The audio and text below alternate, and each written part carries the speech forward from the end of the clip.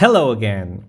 So, in the previous lesson, we saw how to initialize the input manager, and now we are going to see how we can subscribe to the keepRest callback event from the keyboard and do something.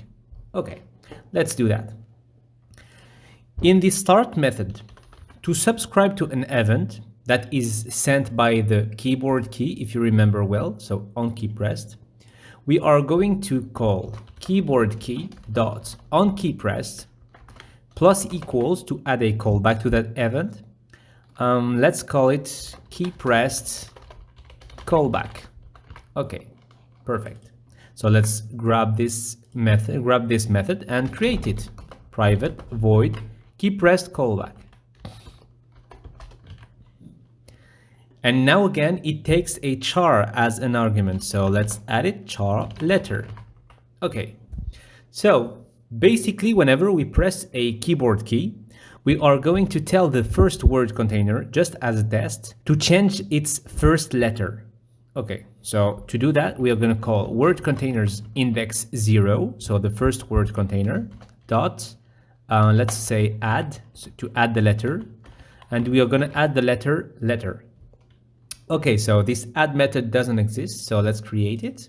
So let's go to the word container script and create the new void method add that takes a character as an argument, which is the letter we want to add.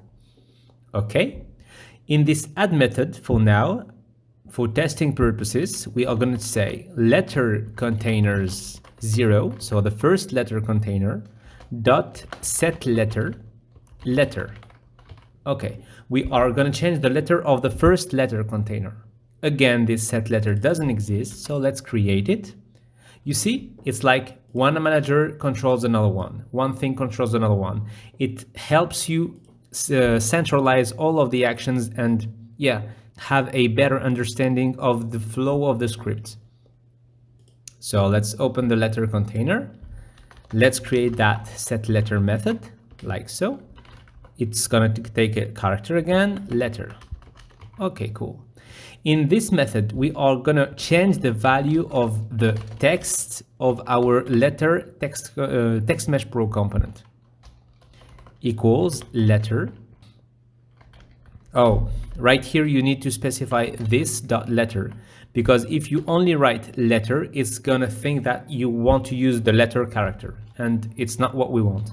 So this dot letter dot text equals letter dot toString. We need to convert our character to a string to be able to set it as the text of the letter text mesh pro. Okay, I think that we should be good. So let's go back to Unity now.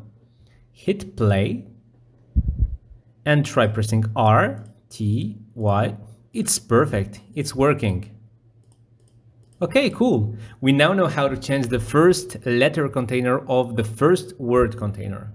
So now let's see how we can switch to the next letter container whenever we press a key, like so, just to complete all of the letter containers.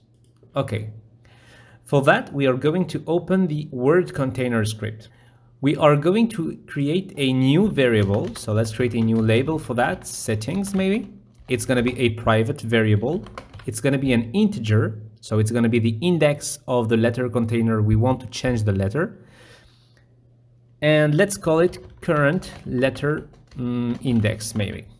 Okay, perfect. So at start, this current letter index is equals to 0. Okay. In the add method, instead of changing the letter of the first letter container, let's change the letter of the letter container that has the index current letter index. Okay. So at first it's 0. So for now, nothing changes. We are only going to change the first letter container. But after adding a letter, let's increment this. So current letter index plus plus. So now after adding the first letter, the current letter index will be equals to 1. So whenever we will want to add a letter, we are going to change the letter of the letter containers index 1, then index 2, index 3, and so on. So for now, we aren't going to stop. So let's hit play and let's open the console just in case.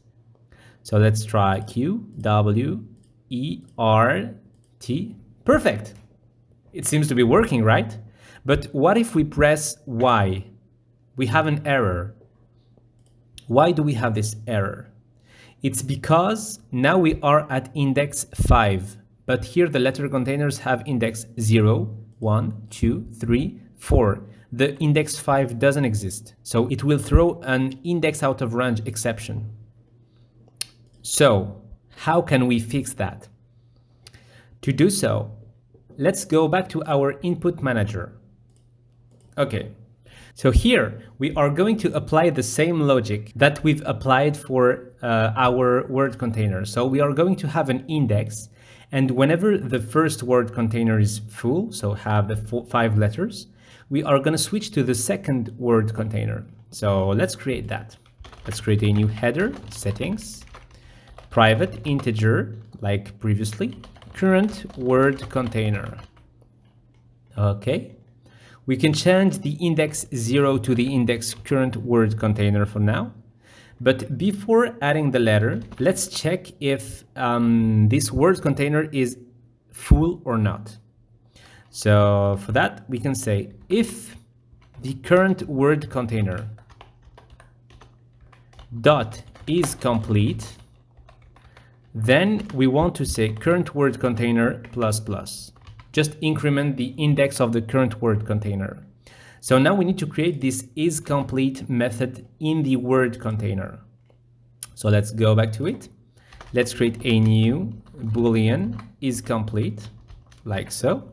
And for that, we can say return current letter index is greater or equals to 4. If we've reached the index, 5. If we reach the index 5, we shouldn't add a letter because the letter containers index 5 doesn't exist. So it will trigger this, which will increase the current word container index. So now we can rename this to, rename it to index, just to understand better. And yeah, it will increase it. So we are going to switch to the next word container. And you can already imagine that we will need to apply the same logic here because we only have 6 word containers. Okay, but let's do that later on. Let's now test it. So let's hit play.